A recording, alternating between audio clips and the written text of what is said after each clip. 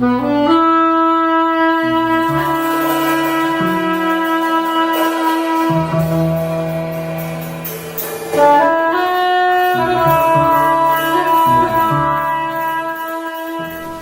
to a new edition of the Neon Jazz interview series with jazz saxophonist and composer, the great Sam Newsome.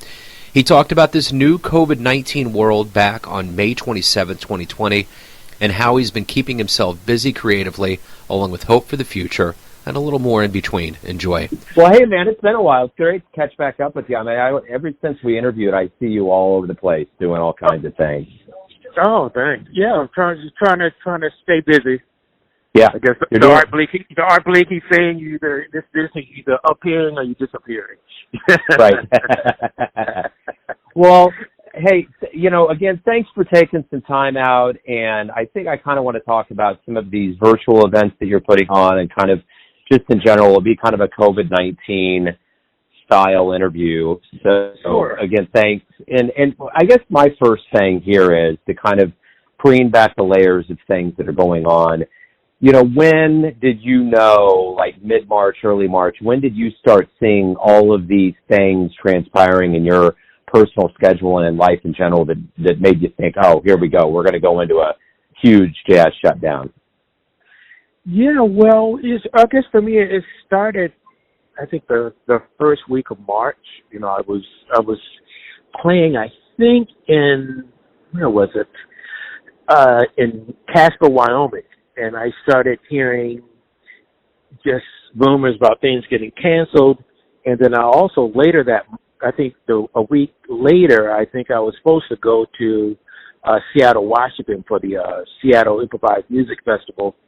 And there, they were sending me emails saying, yeah, we're not sure what's going to happen. It looks like they're talking about postponing it. And I was like, oh, wow, that's pretty serious. And then it just kind of cascaded from there. It was just like, it's like that got canceled, and the next thing I know, everything got canceled. So it was sort of like that was sort of the beginning of the end, or the beginning of a new era, I should say. We'll put the pieces together, I think, once we kind of get back to normal. But, the other thing, I guess, and you had mentioned, your teaching gig, but in general, and I know that Chris had sent over notices about virtual shows. Talk to me a little bit about what you've been doing to kind of keep yourself creatively satiated over this time. Well, for me, I mean, I have I guess there's a blessing and a curse. I do have a full-time teaching gig, and I guess one of the, advantages of teaching, and I think that the kind of teaching that I did, which was more lecture-oriented, that was something that was very easy to transfer over to the Zoom format, which is the format that everyone was using to teach and even perform. So I basically had like 3 or 4 days to kind of get acclimated with that, and then I was just kind of up and running. And so I for the most part, I pretty much did what I normally do, or what I've been doing what I normally do, just being online. So I've been more fortunate than a lot of musicians, where, I mean, for the most part, the bulk of their money comes from performing. So I think when their performances got canceled, I think financially they were just more impacted. Whereas for me, most of my income comes from teaching. So for the most part, I really wasn't affected that much, as significantly as many of my peers. So I'm very fortunate in that way. But I guess as far as performing, I've done a few, online performances. I guess one was through an organization called, I think it's Arts for Arts, it's called 4-Act Arts or something like that. So Orrin Evans commissioned me to perform, a short set for that concert series he was curating, and then also did something recently for an organization called Duck Creek COVID Commission, something that was commissioned by Peter Watchers. You know, he was a former writer for the New York Times, so he put together sort of a program of musicians to submit performances that were somewhere in the range of 15 to 30 minutes in length. So those are, for the most part, are the two, I guess you might say, paid performances that I've done. Other than that, it's just what I normally do, which is, you know, I'm kind of known for, you know, posting videos of things I'm working on. So I just kind of kept that going. I did roll it back a little bit, just sort of when we were at the height of this thing. I just felt like, man, people have, you know, more serious things to think about than some crazy inventions I'm coming up with for the soprano sax. So it really wasn't until, you know, we saw the flattening of the curve that I felt like, okay, I think there's some more, the vibe is a little more positive, more hopeful, so maybe, you know, folks might be more open to me posting things. So that's pretty much what I've been doing. You know, it's interesting. I always think about, you know, in the world of jazz, musicians aren't getting into it because of the money. It's a love. And what I've also talked to people that are teaching jazz is that, you know, these students get into so much debt. But now that we're looking at this new world, we're looking at a huge opportunity for security in the jazz world because people can teach. And there is stability in that, even though live jazz is touch and go, and right now it's not good for those that depend on that for an income. It's interesting now that actually a saving grace for a lot of musicians is going to be teaching, even though they go like jazz. Yeah. So, you know, the other thing that I think go ahead. I just like to know your thoughts on that too. Oh yeah. I mean, it was just I guess for me, I mean, I guess I was thankful that I had already sort of been doing that, so I didn't really have to sort of figure out, you know, how to make money teaching. Like I was, as I saw it, I was already teaching too much as it was. You know, so as I said, it's like the teaching has been certainly a blessing and a curse in certain ways.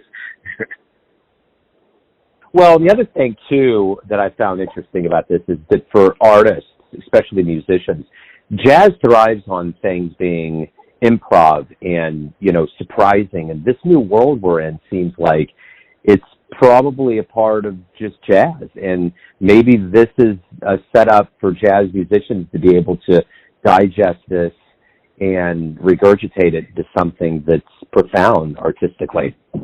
Yeah, absolutely. I think at the heart of what musicians do, and I guess the heart of their, you might say their existence, you know, is to create and it's to share. You know, it's not necessarily to make money doing it. You know, if you can make money doing it, you know, even better. But I think social media certainly has given us a platform where, you know, you don't have to go through any type of gatekeepers, you know, just to be able to document your music, which used to be the case when I first moved to New York. I mean, for the most part, if you wanted to have your music recorded and, I guess, played publicly, for the most part, you had to go through a label. And in order to go through a label, there was a whole thing you had to go through as far as, you know, depending on the size of the label. Especially if you were going after a major, you had to get a manager. The manager had to talk to the A&R people, and they had to talk to someone. Then they talked to your manager. You know, it's like this whole thing, you know, just to be able to document your ideas. But now you can, for the most part, just, you know, hit record on your iPhone or your smartphone and your computer, and upload it to any of the platforms. So it's like there's a certain immediacy, you know, that's certainly built into the culture of music now that did not exist when I first moved to New York. You know, there was one musician I talked to, too, that, and he was also a teacher, that had mentioned, you know, maybe this is the time that musicians are more in control of the destinies of things instead of clubs. Maybe this is kind of what you were alluding to. This is a moment where, because of the digital and the technological revolutions, this is truly a time for musicians to be like, you know what, we're the ones that are putting the product out. Maybe we have more control. I mean, even in the realms of streaming and whatnot, maybe this is a moment for jazz musicians to kind of get into more of a driver's seat with sales and things along those lines. Yeah, absolutely. I think this is the second big paradigm shift that will affect the music industry. The first being the switch from CDs to the digital format. So once that happened, you saw the collapse of the record industry. Certainly the record industry as it stood to be at that moment, and from there the power, went to the musicians, because we, as I said before, we no longer had to go through the gatekeepers in order to get our music heard. So we were, for the most part, in control, at least more in control. And so now we've seen another paradigm shift, which is not so much about the recording of the music or the documenting of the music, but just presenting the music. So now, instead of, having to go through whoever's booking the jazz club or the concert hall to give us a chance to perform, we can just do it ourselves.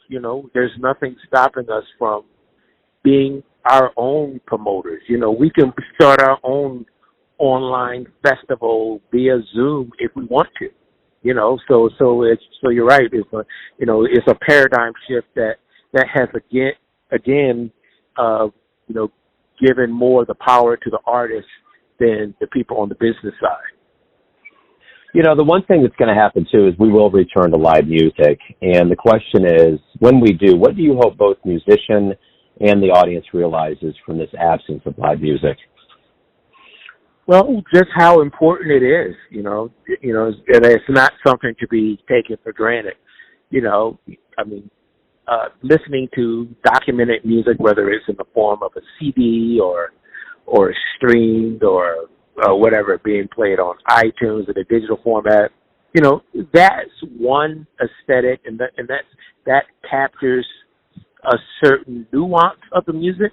But certainly, there's nothing like being there in the room, watching it all go down live. I mean, there's just nothing to take the place of that. So I think just having not being able to experience it, probably as a performer and as an audience goer, I think it's just going to give us all just a greater appreciation of just how important that is, not only for the music, but just our existence just on this earth, just to be able to fuel our spirits with that type of thing on occasion. I agree, man. Yeah, and I miss it quite a bit.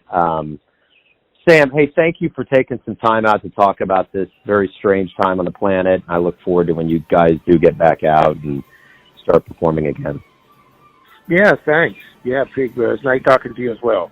And I look forward to seeing you on the other side. Thanks for listening and tuning in to another Neon Jazz interview, where we give you a bit of insight into the finest players in L.A., New York City, Kansas City, and spots all over the world, giving fans all that jazz. And thanks to Sam for his time, music, and class. If you want to hear more interviews, go to Famous Interviews with Joe Domino in the iTunes Store. Visit Neon Jazz at youtube.com, and for everything Neon Jazz all the time, go to the neonjazz.blogspot.com. Until next time, enjoy the jazz, my friends.